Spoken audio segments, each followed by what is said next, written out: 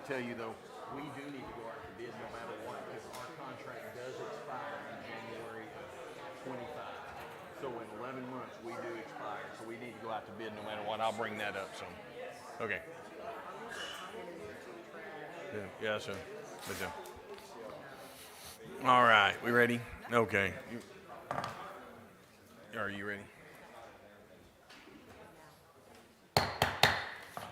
All right, welcome tonight. We are going to call this Tuesday, February 6th. Happy birthday to my mom. February 6th. Finance meeting to order, and I will yield the floor to Chairman Westcott for this finance meeting. Thank you very much. If you'll give me just a moment to sort through these multiple agendas here. For just a second. Okay. Number one on our agenda this evening is consideration for a reimbursement request from the Boys and Girls Club for the fourth quarter 2023 expenses in the amount of $26,919.74. I have a question for the city attorney, and forgive me if I'm addressing the wrong person. But in regard to number one, to your knowledge, are all of the invoices that have been submitted, are they covered by our contract or rightfully covered by our contract, and are they eligible for reimbursement? The ones I received, I did not think the volleyball, because it is not in the contract.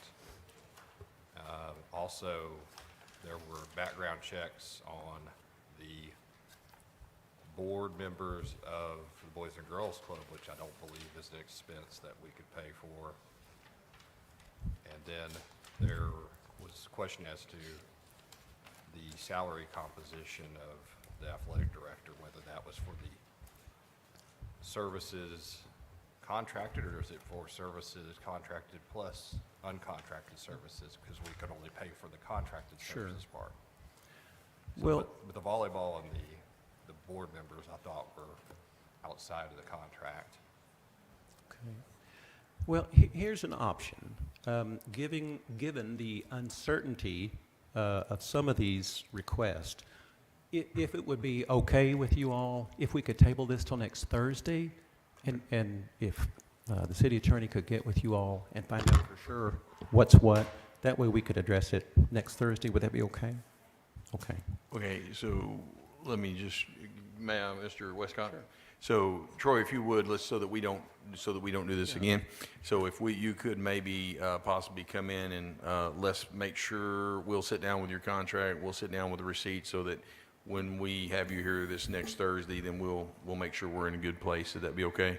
If you would just call Debbie tomorrow morning and have her get you, Debbie, if you would get him on my first available appointment to where we can get this and we can get you taken care of so that we're there. Because I know that's Mr. Westcott's wish, is to be able to make sure everything's good, but he also just wants to make sure that everything is there. So, and I'm sure there are receipts for different items that you're going to be able to, you'll have supporting documentation. I have no doubt that you're going to be able to have supporting documentation from different programs. So, and I think, so if we would just, let's try to make sure that we don't do this again. And we do apologize. Thank you. Thank you. Thank you, Mr. Westcott. I would like to reiterate that the discussion about volleyball has happened and it was discussed. We did not put it in the contract, whether that was, I'm not placing any blame, but we did decide that volleyball was a thing that we were going to do with the Boys and Girls Club. We all said it was a great idea and agreed that it was something we could do. So if we didn't put it in the contract, then that is a mistake that we as a body of elected officials failed to put in there. But in last year's contract, which we didn't talk about, it's not in there, and the receipt is clearly from 2023. You talked about 2024.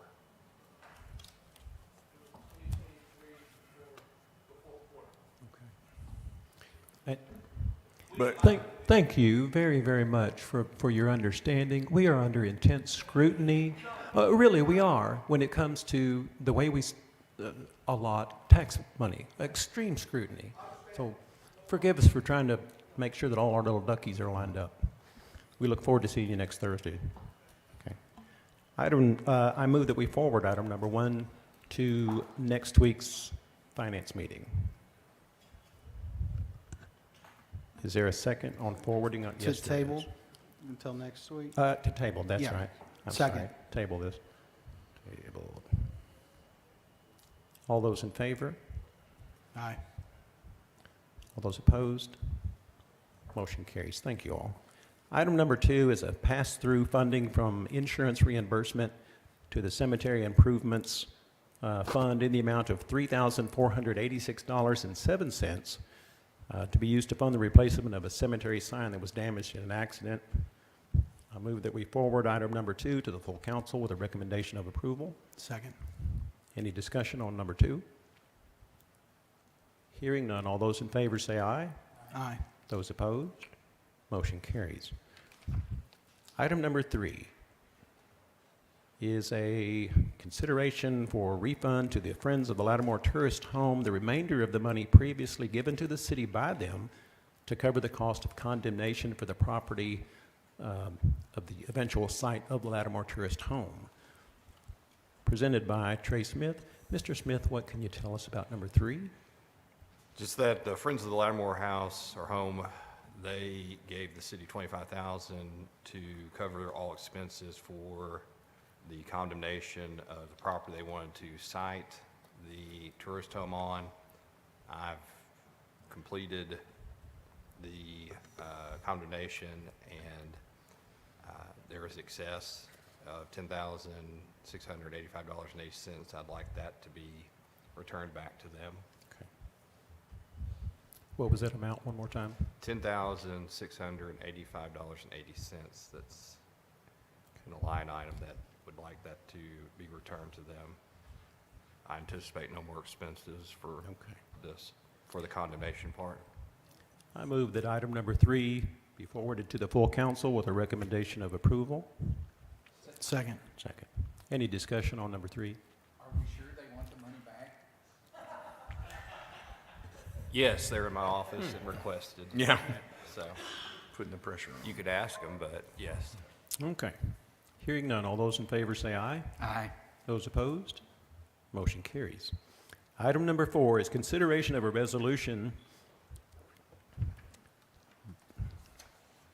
for the acquisition of all necessary right-of-ways in order to proceed with the West 2nd Street and South Waterloo Avenue roadway improvements through the use of eminent domain, submitted by Public Works.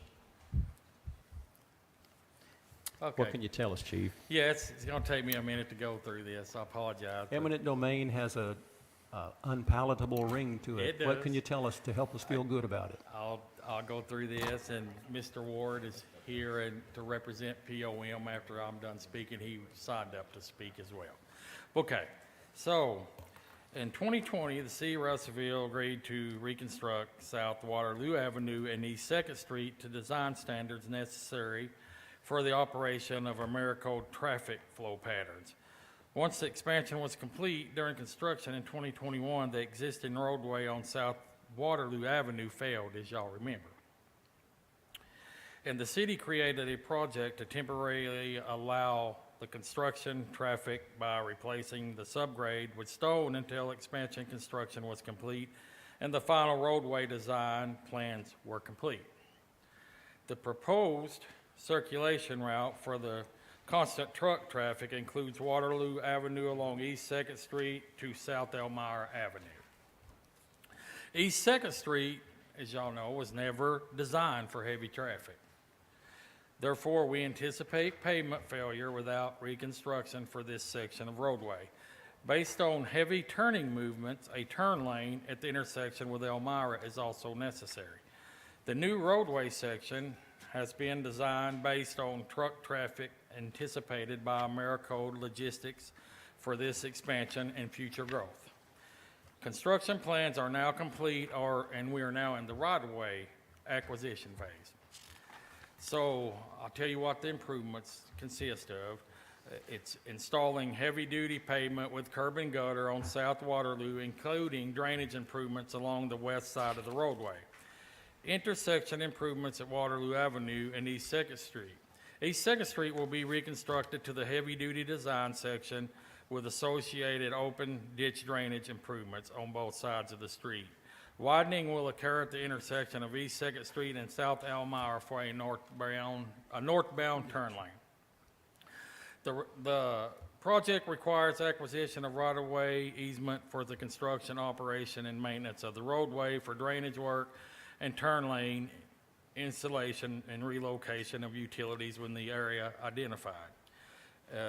This is at the end of Second where the land adjoins POM, which Mr. Ward owns. And what we are needing to do is to get some more right-of-way so we can add the left turn. We did send the city initial appraisal. We sent him an appraisal, and it was completed on August 8, 2023, performed by a local appraiser. An offer letter was sent out on August 15, 2023. Based on the appraised value of the easements, the property owner provided a counteroffer in writing on October the 30th, 2023. The owner indicated the counteroffer was based on the cost of repaving the existing parking lot. The city decided to perform a second appraisal, and the reason we did that because our first appraisal came in at $36,526. Mr. Ward's counteroffer was $150,000. So there was a big discrepancy there, so we did another appraisal, just to make sure nothing was missed, make sure, we were doing the right thing. And on when the second appraisal came in, it was lower than the first. But we still offered the higher appraisal to Mr. Ward. Okay, and let's see.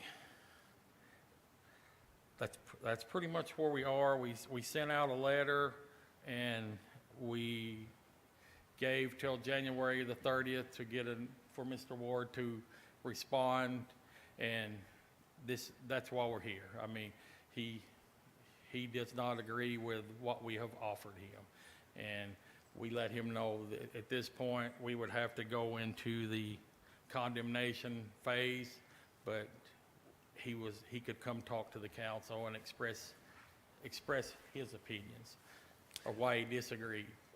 Mr. Duval, to your knowledge, the quotes that were given by the two companies, first question, are they local companies that have done this kind of work quite a lot?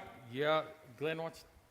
And not to put anybody on the spot, I'm not asking for a name, but I are can't they? remember the name. The first one's local, the second one was not, correct? Okay, Yes, sir. The first company we used is Vaughn, that we've used on other projects for the city. Okay. And when we received the counteroffer, we wanted to verify that we were not Sure. off with our magnitude. We retained the same appraiser that's doing the Prairie Creek project, which is a MIA certified that does federal projects also. So we used him as a second to confirm that we were in the same ballpark as the first appraisal. okay. So it's not that we're comparing to some fly-by-night asphalt contractor. The specs of what was quoted, are they consistent with what is there now? I don't. The what's going to have to be replaced, where the one quote was 100-something thousand and your quote was, are we comparing apples to sir. apples? What were the values that Mr. Or the Duval- value, are we comparing apples to apples? So the value that we presented is for the land acquisition to expand this roadway with new pavement to widen the roadway for the turn lane, ditch section, and utility relocation. So the value is for the land value there. So that is what the appraisal is for, the $36,000 appraisal.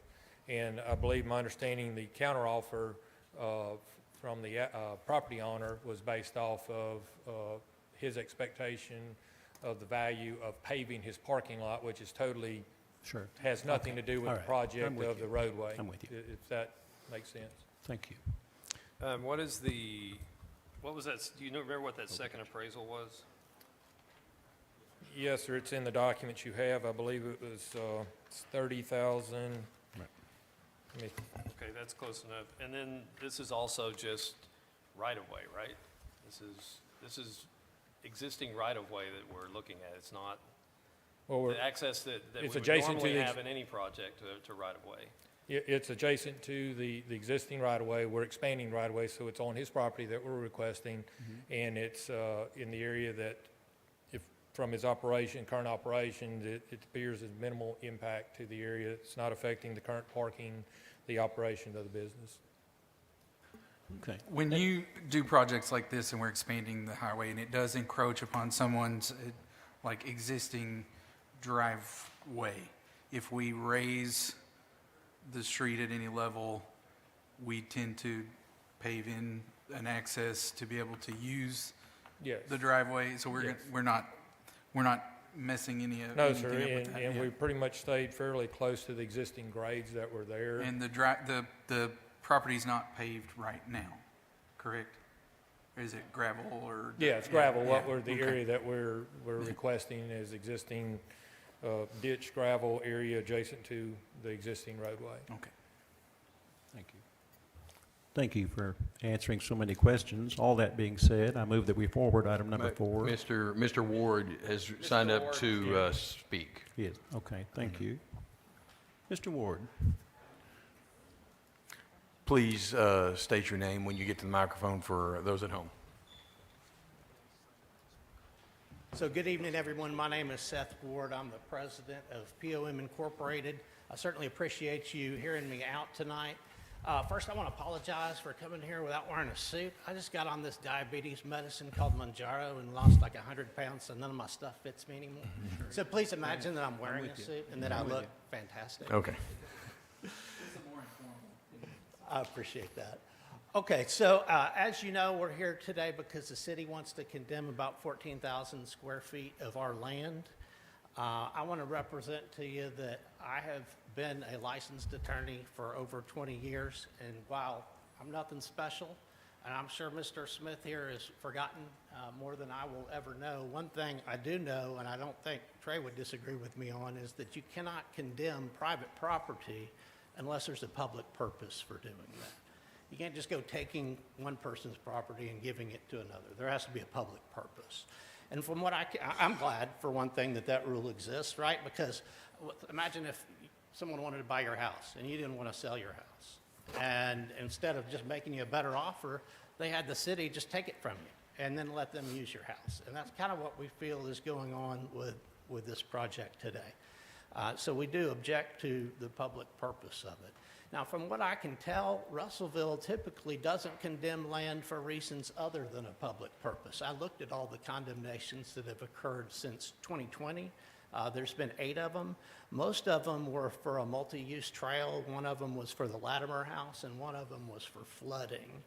All of those are clear public purposes, but what we're talking about here today is not a public purpose. And I think the Public Works Director just mentioned that this is being done for Americold. Americold is a huge private corporation. It's also being done for ConAgra, Americold's only customer, another huge corporation. It's being done to benefit them and not the public. And that's fine. I get why they want our property. In fact, you all probably don't think much about parking meters, but 2020 and the pandemic has been terrible for parking meters. People didn't want to touch them because they were afraid they'd get COVID. They weren't even going to places where parking meters were, and it's been a really hard time for our company.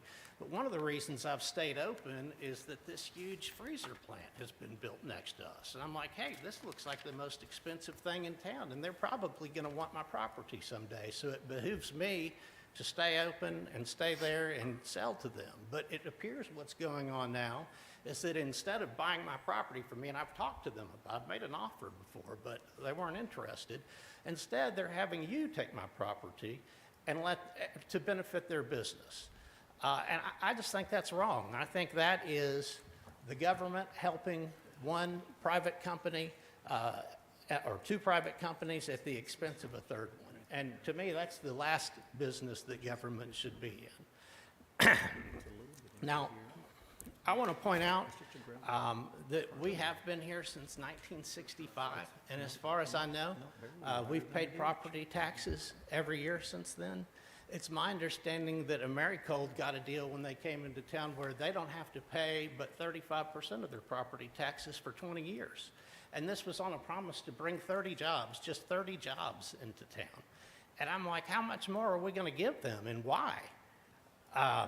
So I have a real problem with that. As far as the money, I've looked at some documents that I've FOIA'd, and it appears that Americold agreed to pay the city whatever it had to pay me for my property. I think there's a problem with that financially. Americold, in addition to getting the property tax deal, also got Act 9 tax-exempt bond financing. And one thing I know about Act 9 is that you can't use money issued under industrial revenue bonds for purposes that aren't stated specifically in the bond issue. I highly doubt that the bond issue, while I haven't seen it yet, I highly doubt that it contains language allowing Americold to reimburse a government entity for land that it has to condemn. So I think there may be an issue getting reimbursed from Americold, at least to the extent they have to rely on their bond issue to do that.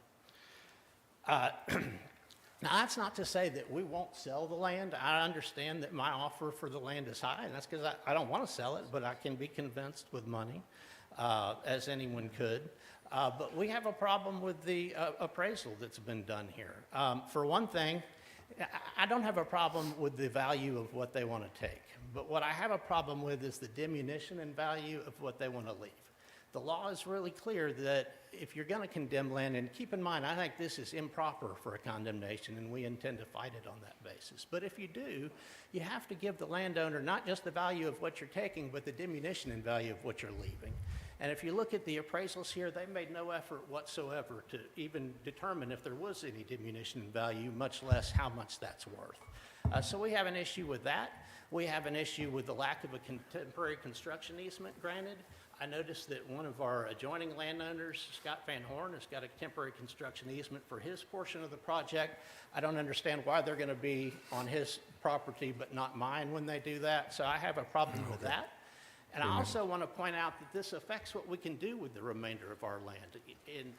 Y'all are correct that this portion of our land is currently unoccupied, but we've talked about plans for that. One thing we've talked about is building an EV charging station there, since we're already in the transportation business. We've talked about getting into that business of EV, making them and perhaps having a charging station there. We're afraid that shrinking our property like that, especially without adequate compensation, is going to prevent us from doing that. So at the end of the day, we don't think there's a public purpose, and we think what you're proposing to do is help two private companies at the expense of a third.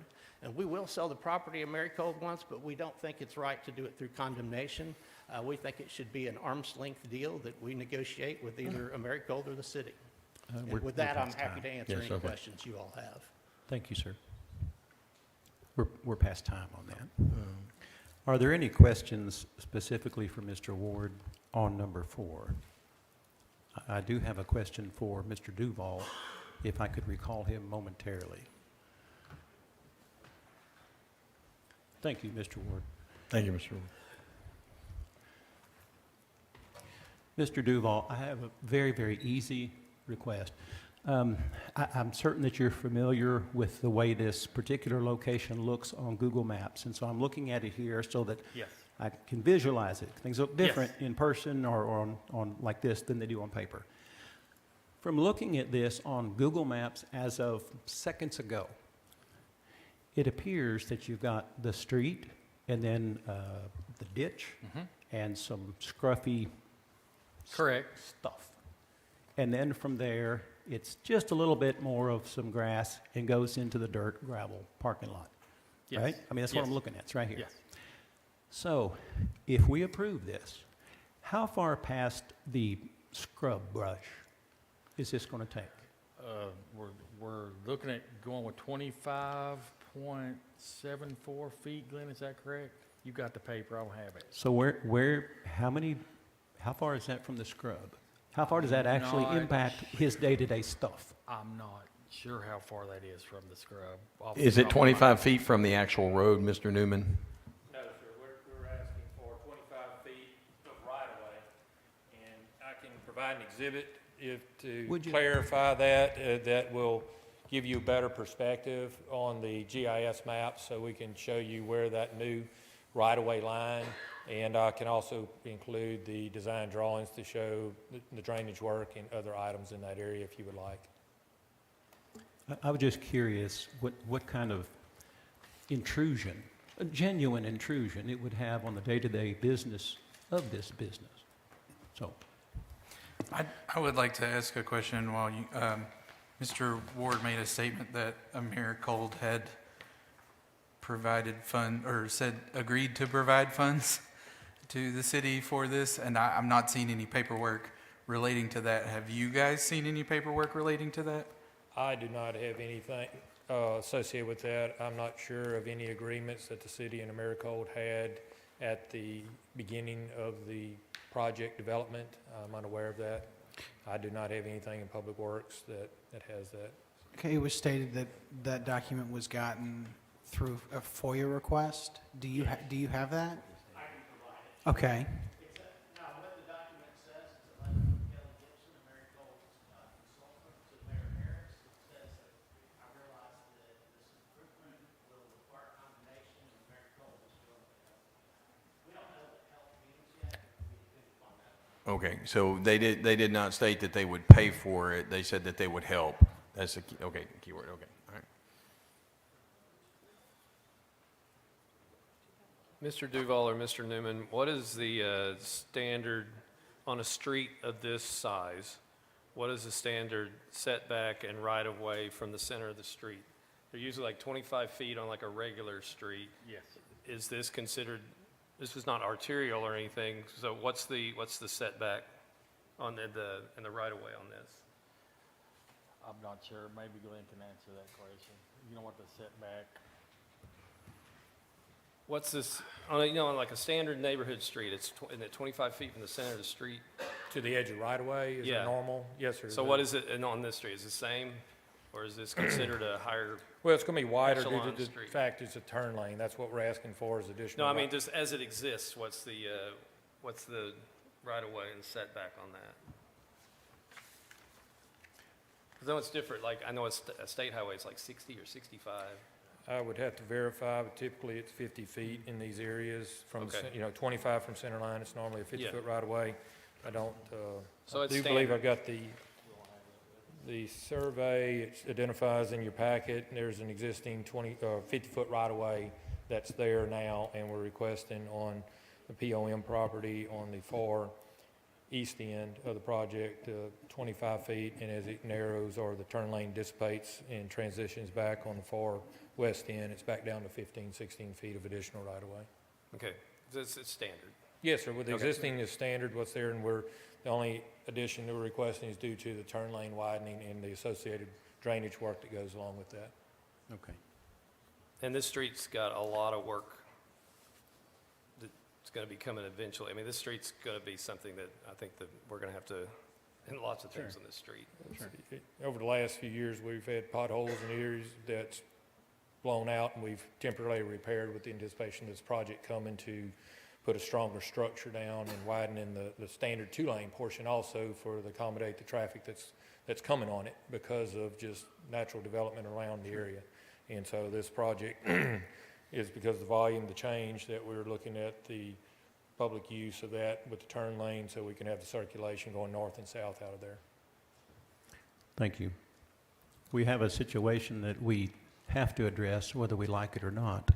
Certain days of the week, the east to west corridor on 2nd Street is completely impassable, and we know that to be true. And for the reason it's impassable, I'm grateful and I'm thankful. And I don't want the reason for that full lane of traffic, I don't want that to go away. We don't want to stop helping people. But either we can move the mission or we can insert a turn lane. Because right now, if I'm a fire truck or an ambulance and you need help, I can't help you on certain days of the week in a certain time frame. So pardon me, but this is far more important to me personally than the perceived value of a ditch. I'm sorry, but I move that we forward item number 4 to the full council with a recommendation of approval. I have a question for Mr. Ward. I'm sorry. I know there's a motion, but Without a motion, or without a second, the motion dies. Second. Thank you. The motion's Is there any discussion? Mr. Ward, in some of the documentation that was provided to us, it says the POM denied the second appraiser full access to the area to be able to do a full appraisal. Is that correct? Yes, the guy called me, I hadn't heard from the city, so the appraiser called me and said, one time I meet with you to appraise your property, and I said, I haven't even discussed this with the city, or given them permission to come on. So you're gonna have to take it up with them, and I didn't hear anything. Okay.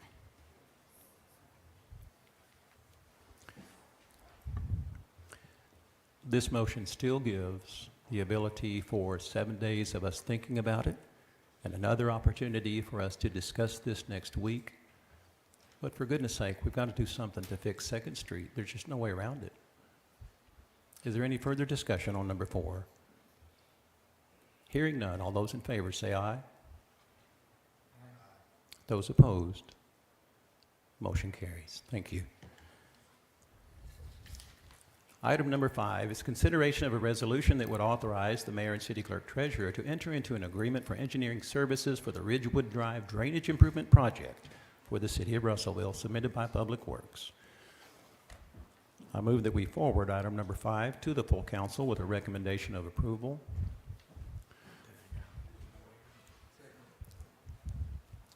Is there any discussion on number 5? Hearing none, all those in favor say aye. Those opposed, motion carries. Item number 6 is consideration of a resolution that would authorize the destruction of old accounting records as authorized by ACA 14-59-114. I move that we forward item number 6 to the full council with a recommendation of approval. Second by Mr. George. Any discussion on number 6? Hearing none, all those in favor say aye. Those opposed, motion carries. Item number 7 is consideration of a resolution that would accept a bid from Robert Bailey Electric Incorporated for electrical work at the Russellville Train Depot for the city of Russellville, and would authorize the mayor and city clerk treasurer to enter into an agreement with Robert Bailey Electric Incorporated for that work. I move that we forward item number 7 to the full council with a recommendation of approval. Second. Any discussion? Hearing none, all those in favor say aye. Those opposed, motion carries. Item number 8 is consideration of a resolution that would authorize the mayor and city clerk treasurer to execute an amendment to an agreement with the Boys and Girls Club of the River Valley for services for calendar year 2024 and for other purposes. Sponsored by the Boys and Girls Club. Ms. Skelton did say that the Boys and Girls Club has signed up to speak. She just came. Thank you, sir. Yes, ma'am.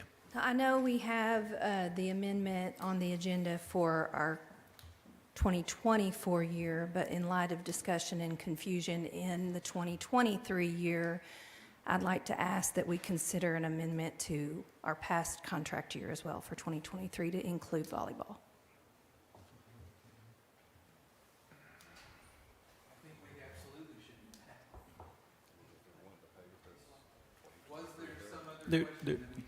Wait a minute.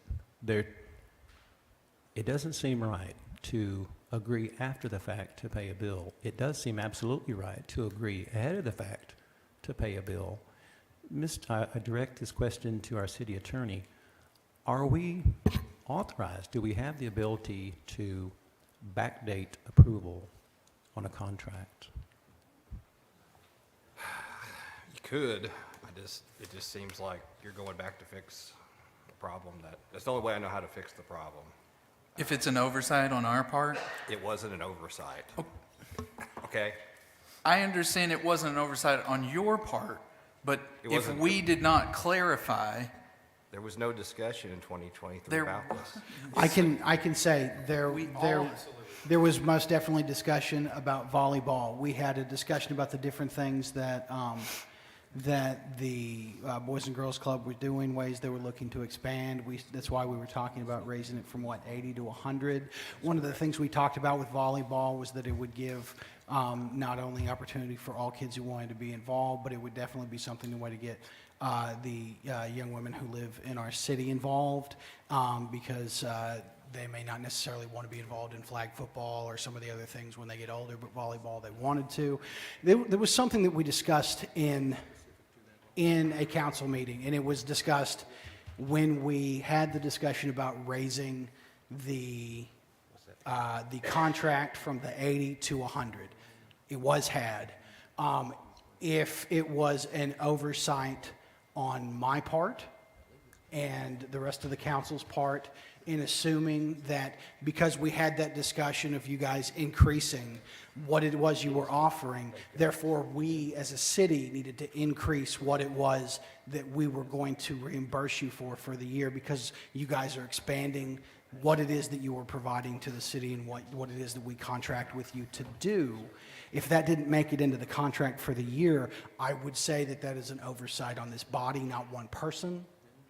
I know that I assumed that when we said, oh, we're going to be doing volleyball, then there wouldn't be an issue moving forward with the language. Our assumption as an entity was that the council would be disappointed if we didn't make steps towards implementing that program prior to the end of the contract year, because of the discussions not only that we had on the record, but discussions we had prior to meetings starting each time that we were here. Well, and a significant portion of your expenses for volleyball, I would assume, are going to be the first set of expenses that you have for, because you have to buy things that you're probably not going to have to buy for another few years. Yes.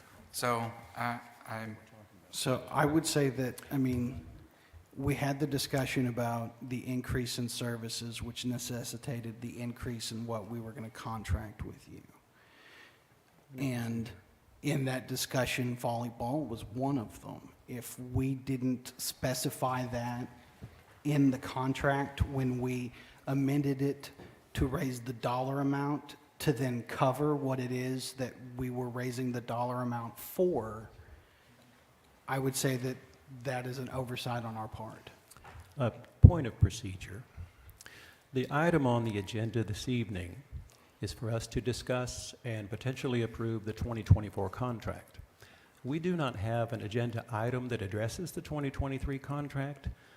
So what I'd like to do, if it's okay with y'all, because I think we're on the same page about funding that, right, reimbursing you for it, but we got to make sure our ducks are lined up. If we approve the 2024 contract, great, wonderful. Then at our next Thursday's meeting, we can have it on the finance agenda to approve the volleyball associated expenses or invoices from the year 2023. That would be a clean way to do it, but right now it's not on the agenda to address the 2023 contract. And then we could, however everybody votes, but it would be in hopes that we could approve both of them at the same time. Okay. Sure. Everything is taken care of. So as far as the reimbursement request that would be forwarded to next Thursday's meeting, we should, with good conscience, be able to pay all the expenses other than the volleyball. And then right after that, assuming we approve it at that meeting, next meeting, we'll write you a check for the volleyball associated expenses. So we got you covered. It's just there's a little way of doing it. Okay. That'd be okay. So, That's it. seems clean. We just need someone to bring that In amendment to fact, the contract. I ask right now that that be added to the Okay. finance agenda You asked, so- for next week, that part of it. Thank you, sir. I move that we forward item number 8 to the full council with a recommendation of approval. Second by Mr. George. Any other discussion? I have one point I just want to make, because sometimes I think when people are watching on Facebook or here in the gallery, that it's a finance committee meeting, so there's only 4 members. So sometimes when you only hear 3 voices voting, it's because there's only 4 members up here on the finance committee. So I want the public to understand that when we get into a full council meeting, then everybody's voting. Just a reminder. Okay. Thank you very much. And forgive me for not specifically opening up the floor to those who are not members of this committee per se, but certainly everybody here on this dais has an opportunity to speak at your leisure. Is there any other discussion on number 8? Hearing none, all those in favor say aye. Those opposed? Motion carries. Item number 9 is consideration of a resolution that would authorize the mayor and city clerk treasurer to execute a contract between the city of Russellville and Point Remove. Who forwarded that to us? Oh, that would have been me. Who's the sponsor? Okay. I'm sorry. It's not Mayor, on what there. can you tell us about number 9? We had, it's been what, a month, 2 months back, we agreed on a letter of intent for Point Remove on the fire station next door, the old fire station, for the lease. And so now this is after the legal teams have ironed out all of the verbiage for the lease contract to purchase. They've presented a contract that is favorable to both sides and agreeable, and I would like us to be able to move this forward so that they could move forward with construction. Mayor, does that have the first first refusal? It does have a right of first refusal, doesn't it, Mr. Smith? Yes. Yes. Okay. I move that we forward item number 9 to the full council with a recommendation of approval. Second. Second by Mr. Keller. Any discussion on number 9? Hearing none, all those in favor say aye. Aye. Those opposed? Motion carries.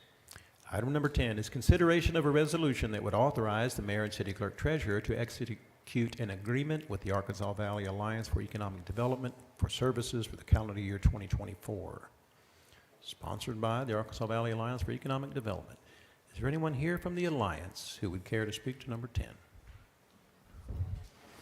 And 10A also, Mr. Westcott. And 10A.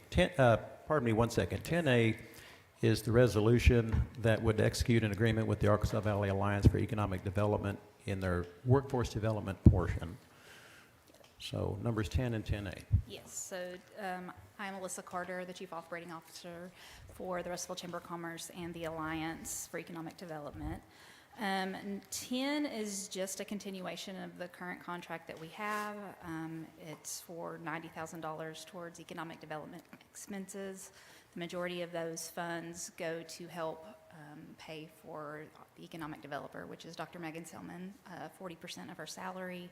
The rest of it we typically spend on items such as commercials that we run throughout the year, creation of those commercials, getting them on TV, any type of items where we have to host large development projects that are coming in and looking and establishing in Russellville, so those kind of things. So there's no real change to the terms or conditions from last year or previous years. Amounts are the same. And then item 10A is just, again, a continuation of the workforce development contract, which is at $100,000 for the year to help develop workforce development within our community. We have roughly 28 to 30 schools that we partner with in the surrounding counties to help facilitate educating kids on staying in Russellville and the jobs that we have here. We also have a lot of education or community industries that we work with as well.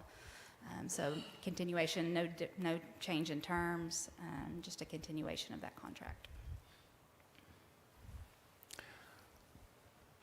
Ms. Carter, the Alliance for Economic Development and the workforce portion of that, how can you tell if you're successful? On what tangible criteria do you base your success that you can physically show to someone, here's what we have done with your basket of money. Here's how we invested it. Here's how it's grown. Here's the businesses that have come to Russellville, for instance, and that may not be the criteria, I don't know. Help us to understand exactly what your criteria for success is, because our criteria may be something different. Right. So for economic development, you're really looking at different retail, different manufacturers, any type of business that we can bring in that's going to bring in tax revenue for us, it's going to bring in work and jobs for the community. businesses who are going to be good community partners. So for last year, one of the biggest businesses we brought in was Owens Corning. They are in the process of building. They are moving dirt and putting up walls and all kinds of stuff out there on their location on Tyler Road. They are going to be a very good community partner. They're bringing over $80 million worth of revenue into our city with just the project alone, plus what is to come from that. The jobs that they are bringing in are very good, high-paying jobs. They recently donated over $40,000 to local charities here in town. So looking at the different organizations that we bring in, I think for the outside looking in is where they see that value. We have a very, very long list of businesses and organizations. We can't always tell you what those are that we're talking to because we are under NDA on a lot of them. But we are constantly working, Dr. Selman is constantly working with the mayor, trying to bring those businesses in. For workforce, it's a little harder to see, I think, for some people.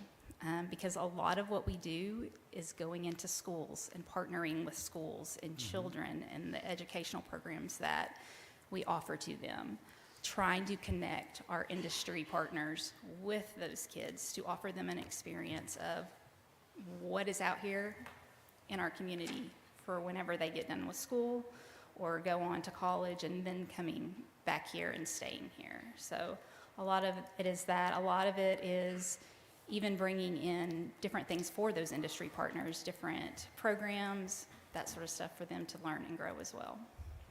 What I love about the workforce is that one of the goals that we have in our community is connecting younger citizens to the community. And if they work through the workforce system, maybe they don't want to go to college, maybe they want to weld or be electrician or plumber or whatever, and they get a job in the community through that workforce program, it is a way to connect them. Right. And I would say that for $200,000, $80 million is a pretty good it's a pretty good turn on our investment. We actually have a contract with a company called Inspire that gives us materials and a platform for students and teachers to reach out to us to request those type of things. We recently did one just last week out at A&O where they brought in 150 students to learn all about that process. Through the publicity that we have done on that, we now have schools outside of our region. We have a Little Rock school that has just reached out to us and asked, can we be part of that? So not only are we telling our local kids and our local educators about our programs, but now outside entities are going to be learning about our programs as well and what we have to offer here. Workforce development is a big deal when these large industries come into town, especially when we're competing. And so I think that you kind of wrap that all in one, the workforce development of bringing these the availability of skilled laborers, which we know how that is right now. It's really light. And then when you're competing, there was some other sites you were competing with the Owens Corning, and so it's kind of a combination to make that work. And then I also wanted to bring note to the new app and all that stuff that y'all have developed. We do have a job finder app that is just local jobs within a 25-mile radius. So it scrubs Indeed, and then it's also available for any employer in the community to also put their jobs on. So anything that's within a 25-mile radius, every day we work those jobs, and if they're spam, we push them out. We only let jobs that are local to our entity. We have a website and an app for that. Well, I think y'all did a great job. Thank you. I'll move that we forward items number 10 and 10A to the full council with a recommendation of approval. Is there any further discussion on 10 and 10A? Hearing none, all those in favor say aye. Those opposed? Motion carries. Mayor, to my knowledge, that's the last of our agenda. I yield the floor back to you. All right. We will adjourn this meeting, and we're going to give our James up there 2 minutes to change his feeds or whatever he's doing. He's asked for 2 minutes. Then we will go into our special called meeting. Then we'll jump into agenda prep.